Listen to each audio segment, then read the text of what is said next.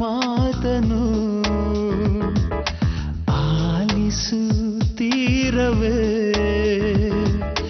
ಬಲೆಯನು ಬೀಸುವ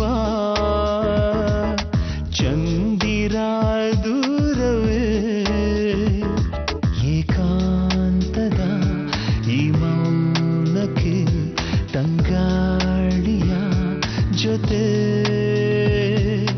ಪುನರ್ವಿವಾಹ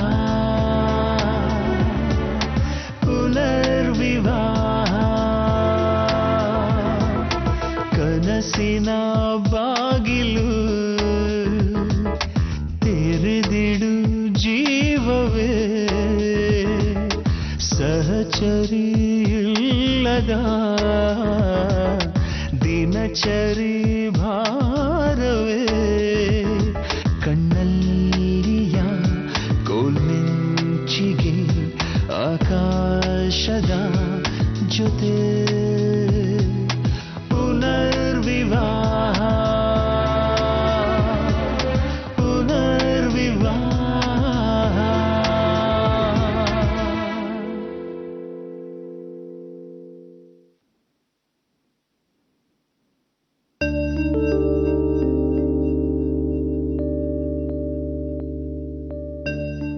ನೀವು ಸುಳ್ಳು ಹೇಳಿ ಸಂಬಂಧ ಬೆಳೆಸಕ್ಕೆ ಹೊರಟಿದ್ದೀರಾ, ಇದು ಸರಿಯಲ್ಲ.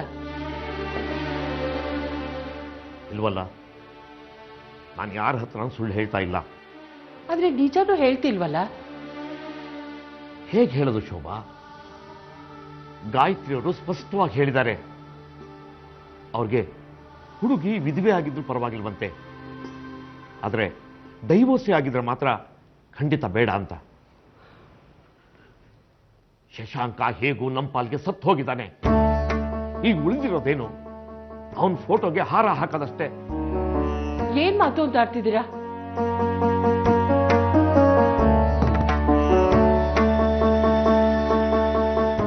ಇದೆಲ್ಲ ಅಷ್ಟೊಂದು ಸುಲಭವಾಗಿಲ್ಲ ಶೋಭಾ. ಶಶಾಂಕ್ ಅಷ್ಟೆಲ್ಲ ಮಾಡಿದ್ರು ನಾವು ಅವನನ್ನ ದೂರ ಮಾಡಿ ಸೊಸೆಗೆ ಬೆಂಬಲವಾಗಿ ನಿಂತ್ವಿ. ಯಾಕಂದ್ರೆ ಶಶಾಂಕಂದು ತಪ್ಪಿತ್ತು. ಅವತ್ತು ಅವಳಿಗೆ ತಾಯಿ ತರ ಇದ್ದವಳು ಇವತ್ತೇನಾಗಿದೆ ನಿನ್ಗೆ? ನಾನು ಶಶಾಂಕ್ ಪರ ವಹಿಸ್ಕೊಂಡು ಮಾತಾಡ್ತಾ ಇಲ್ಲ ರೀ. ನಾವು ನಮ್ಮ ಮಗನ ದೂರ ಮಾಡಿ ಮನೆಗೆ ಬಂದಿರೋ ಹುಡುಗಿಗೆ ಬೆಂಬಲವಾಗಿ ನಿಂತಿದ್ದೀವಿ. ಅವನೇನಾದ್ರೂ ತಪ್ಪು ಒಪ್ಕೊಂಡು ವಾಪಸ್ ಬಂದಿದ್ರೆ ನಾವು ಆರ್ತಿ ಕ್ಷಮಿಸ್ತಾ ಇದ್ವಿ. ಆದರೆ ಈಗ ಅದೆಲ್ಲ ಆಗೋ ಕೆಲಸ ಅಲ್ಲ, ನಿನಗೂ ಗೊತ್ತಿದೆ. ಈಗ ಯಾವ ವಿಷಯ ನಿನ್ನ ತಡೀತಾ ಇದೆ? ನೀವು ಗಾಯತ್ರಿ ಅವ್ರ ಹತ್ರ ಆರ್ತಿಗೆ ಡಿವೋರ್ಸ್ ಆಗಿದೆ ಅನ್ನೋ ವಿಷಯನ ಮುಚ್ಚಿಡ್ತಾ ಇರೋದು.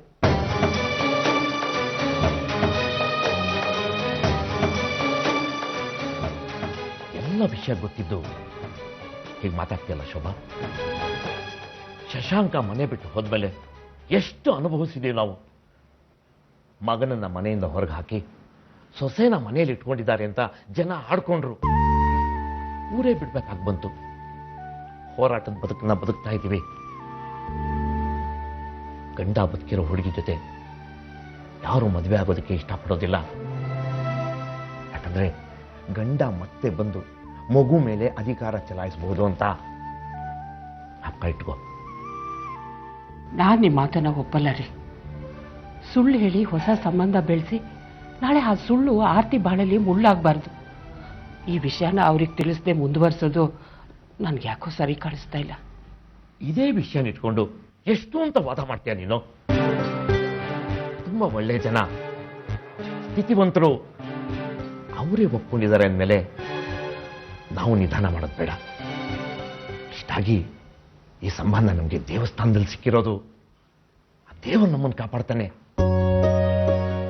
ಶೋಭಾ, ಮತ್ತೆ ಆರ್ತಿ ಸಂಸಾರ ಮಾಡಲಿ, ಆದಿತ್ಯನಿಗೆ ಅಪ್ಪ ಸಿಗಲಿ ಅಂತ ನಿಂಗೆ ಆಸೆ ಇಲ್ವೇನೋ?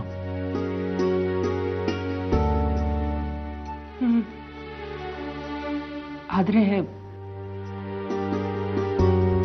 ಒಂದು ಮಾತಾಡ್ಬೇಡ, ನನ್ನ ಮೇಲೆ ಆಣೆ.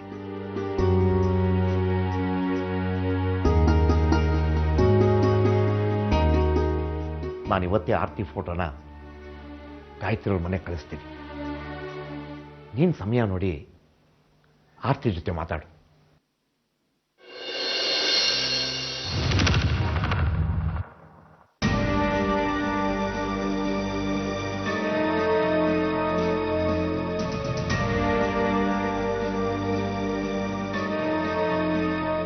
ನೀವಿಬ್ರು ನನ್ನ ಬಗ್ಗೆನೇ ಮಾತಾಡ್ತಿದ್ರಿ ಅಲ್ವಾ? ಅದಕ್ಕೆ ನಾ ಬಂದ ತಕ್ಷಣ ನೀವಿಬ್ರು ಸುಮ್ಮನಾಗಿ ಬಿಟ್ರಿ.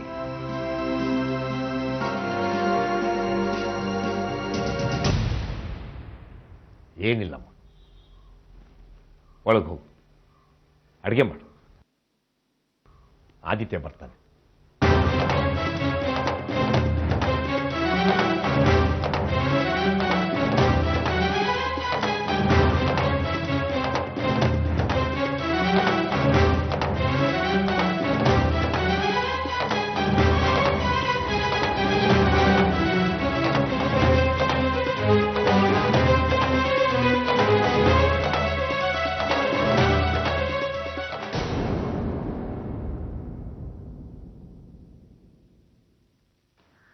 ಎರಡನೇ ಹೆಂಡತಿ ಬರೋದ್ರಿಂದ ಸೂರ್ಯ ಮೊದಲನೇ ಹೆಂಡತಿ ಹೋಗಿದ್ದನ್ನು ಮರಿತಾನೆ ಅನ್ನೋದ್ರಲ್ಲಿ ಅನುಮಾನನೇ ಇಲ್ಲ.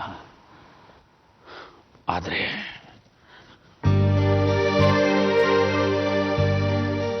ಏನ್ರಿ ಆದ್ರೆ ಅಂದ್ರೆ ಆ ಬರೋ ಹುಡುಗಿ ಅವನ್ನ ಅರ್ಥ ಮಾಡ್ಕೊಂಡು ಬಾಳ್ತಾಳೆ ಅಂತ. ಅರ್ಥ ಮಾಡ್ಕೊಳ್ತಾಳೆ ಮಾವ, ಅರ್ಥ ಮಾಡ್ಕೊಳ್ತಾಳೆ ಅನ್ನೋ ನಂಬಿಕೆ ನಂಗೂ ಇದೆ. ಅವಳು ಒಂದು ಮಗುವಿನ ತಾಯಿ ಅಲ್ವಾ, ಮಗುನ್ ನೋಡ್ಕೊಳ್ಳೋದು ಹೇಗೆ ಅಂತ ಅವಳು ಚೆನ್ನಾಗಿ ಗೊತ್ತಿರುತ್ತೆ.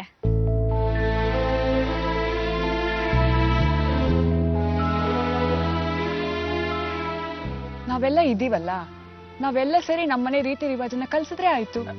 ಅಪ್ಪ ಪ್ಲೀಸ್ ಅಪ್ಪ, ನೀವೊಂದ್ಸತಿ ಸೂರ್ಯ ಹತ್ರ ಮಾತಾಡಿ, ಅವ್ನು ಖಂಡಿತ ಒಪ್ಕೋತಾನೆ.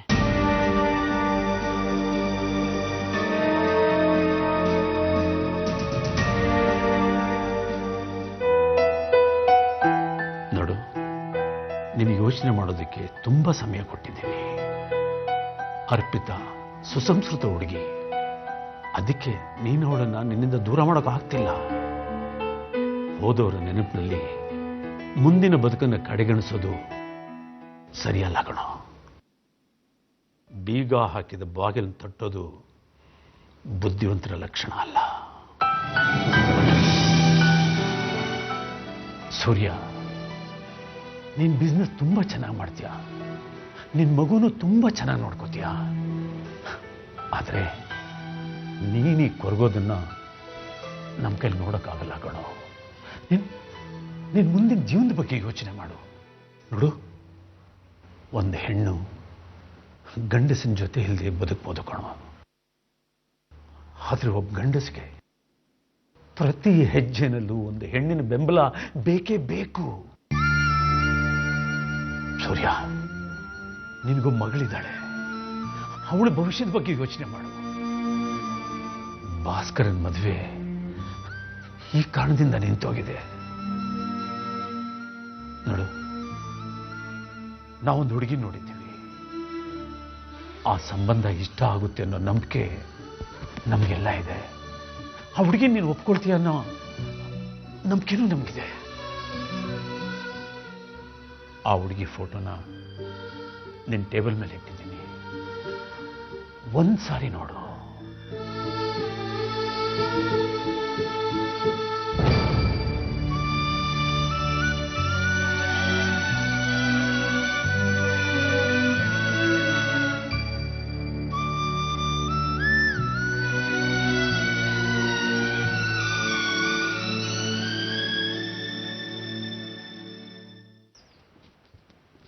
ಪುಟ್ಟಿ, ನಿನ್ಗೋಸ್ಕರ ಕಾಫಿ ಮಾಡ್ಕೊಂಡು ಬಂದಿದ್ದೀನಿ, ತಗೋ.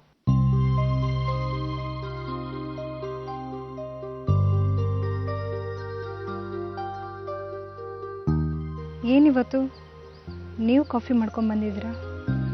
ನೀನು ಕಾಫಿಗೆ ಸಕ್ಕರೆ ಕಡಿಮೆ ಹಾಕ್ತೀಯಲ್ವಾ, ಅದಕ್ಕೆ. ಏನು ಹೇಳಬೇಕು ಅಂತಿದ್ರೆ ಹೇಳ್ಬಿಡಿಮ್ಮ.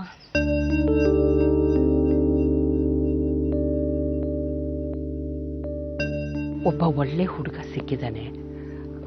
ನಂಗೇನು ಅನ್ಸುತ್ತೆ ಅಂದರೆ, ನನ್ನ ಉತ್ತರ ಏನು ಅಂತ ನಿಮಗೆ ಗೊತ್ತಿದೆ ಅಲ್ವಾ ಅತ್ತೆ?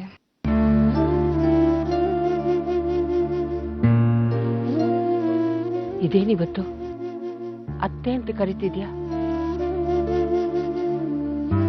ನಾನು ನಿನ್ನಮ್ಮ ಅಲ್ವಾ?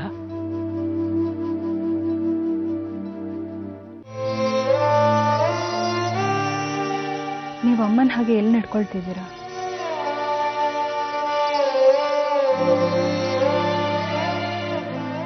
ಸರಿ, ಇದು ಅತ್ತೆ ಆಜ್ಞೆ ಅಂತಾನೆ ಅಲ್ವಾ?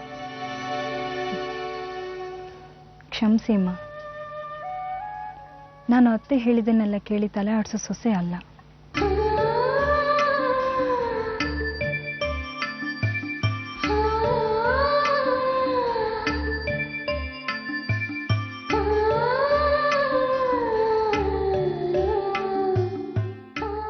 ನಾನು ನನ್ನ ಅಮ್ಮನ ಜೊತೆ ಸಂತೋಷವಾಗಿದ್ದೀನಿ. ನನ್ನನ್ನು ನಿಮ್ಮಿಂದ ದೂರ ಮಾಡಬೇಡಿ ಅಮ್ಮ, ಪ್ಲೀಸ್.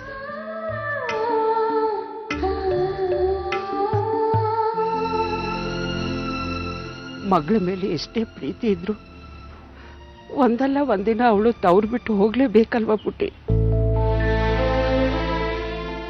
ಒಂದ್ಸಲ ಆ ಹುಡುಗನ ನೋಡು, ನಂಗೋಸ್ಕರ.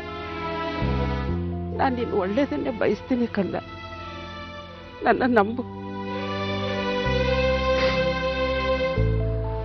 ಆದಿಗೆ ಈ ಮನೆಯಲ್ಲಿ ಅರ್ಧಂಬರ್ಧ ಪ್ರೀತಿ ಸಿಕ್ಕಿದೆ. ಬಹುಶಃ ಆ ಮನೆಯಲ್ಲಿ ಅವನಿಗೆ ಪೂರ್ತಿ ಪ್ರೀತಿ ಸಿಗ್ಬೋದು. ಅಮ್ಮ ಅಳ್ಬೇಡಿ ಅಮ್ಮ.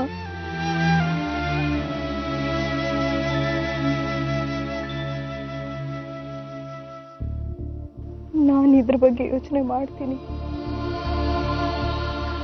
ನಿಜವಾಗ್ಲೂ ಯೋಚನೆ ಮಾಡ್ತೀನಿ ಅಂದೆ, ಒಪ್ಕೊಂಡಿದ್ದೀನಿ ಅಂತಲ್ಲ. ನೀವು ಅಳ್ಬೇಡಿ ಅಮ್ಮ, ಪ್ಲೀಸ್.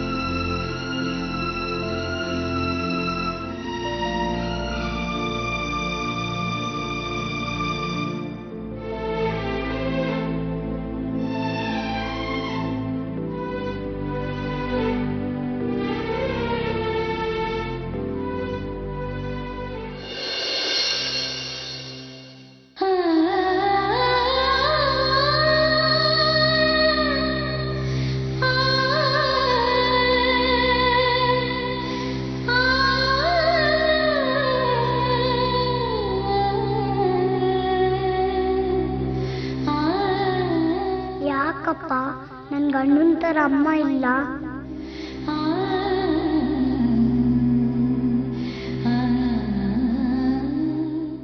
ಅಪ್ಪ, ಗಾಡ್ ಹತ್ರ ಕೇಳು, ಸಾಕ್ಷಿಗೊಂದಮ್ಮ ಬೇಕು ಅಂತ. ಬೆಳೀತಾ ಇರೋ ಹೆಣ್ಮಕ್ಳಿಗೆ ಅಮ್ಮನ ಆಸರೆ ಬೇಕು. ಸಾಕ್ಷಿಗೋಸ್ಕರ ನೀನು ಇನ್ನೊಂದು ಮದುವೆ ಮಾಡ್ಕೊಳ್ಳೇಬೇಕು. ನಿನಗೂ ಮಗಳಿದ್ದಾಳೆ, ಅವಳ ಭವಿಷ್ಯದ ಬಗ್ಗೆ ಯೋಚನೆ ಮಾಡು. ಅಪ್ಪಂಗೆ ಭಾಷೆಗೆ ಬರಲ್ಲ ದೊಡಮ್ಮ, ಇದೆಲ್ಲ ಮಾಡಕ್ ಯಾಕಮ್ಮ ಇಲ್ಲ?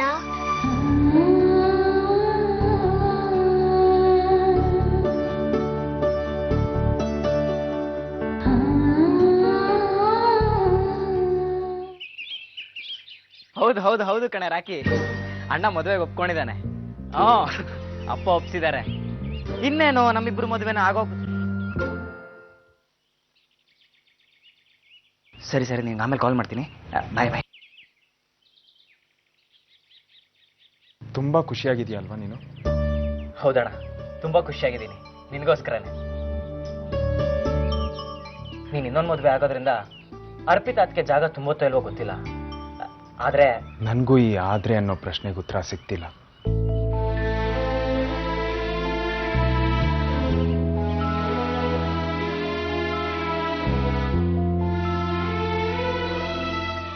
ಎಲ್ಲ ಪ್ರಶ್ನೆಗೂ ಉತ್ತರ ಇದ್ದೇ ಇದೆ ಅಣ್ಣ. ನೀನ್ ಮದುವೆಗೆ ಒಪ್ಕೊಂಡು ತುಂಬಾ ಒಳ್ಳೆ ಕೆಲಸ ಮಾಡಿದ್ಯಾ. ನಿನ್ ಹೊಸ ಜೀವನದ ಪ್ರಾರಂಭಕ್ಕೆ ಒಂದು ಅವಕಾಶ ಸಿಕ್ಕಿದೆ. ಎಲ್ಲ ಮುಗಿದೋಗಿದ್ದಾಗ ಮಾತ್ರ ಹೊಸ ಪ್ರಾರಂಭಕ್ಕೆ ಅರ್ಥ ಇರುತ್ತೆ. ಆದರೆ ನನ್ನ ಮನಸ್ಸಲ್ಲಿ ಇನ್ನೂ ಅರ್ಪಿತಾ ಇದ್ದಾಳೆ.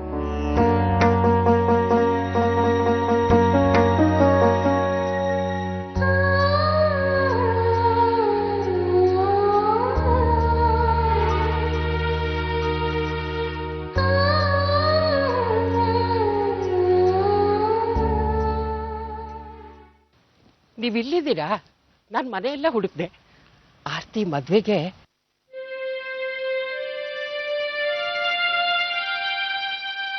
ಏನಾಯ್ತು? ಹುಡುಗನ ಮನೆಯಿಂದ ಫೋನ್ ಬಂದಿತ್ತು. ಏನಂತೆ? ಅವ್ರಿಗೆ ಸಂಬಂಧ ಇಷ್ಟ ಇದೆ ಅಂತ ತಾನೆ? ಅವ್ರಿಗೆ ಸಂಬಂಧ ಇಷ್ಟ ಆಗಿದೆ. ಆರ್ತಿನ ಮನೆ ತುಂಬಿಸ್ಕೊಳ್ಳೋಕೆ ಒಪ್ಕೊಂಡಿದ್ದಾರೆ. ಮತ್ತೇನೇನು? ಆದರೆ ಆರ್ತಿ ಜೊತೆ ಆದಿತ್ಯ ಬರೋದು ಬೇಡವಂತೆ.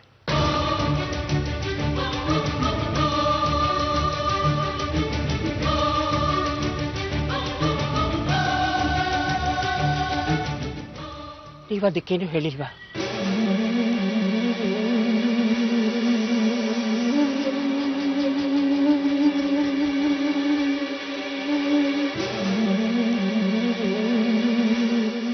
ಅದಕ್ಕೆ ನೀವೇನು ಹೇಳಿಲ್ವಾ ಅಂದೆ.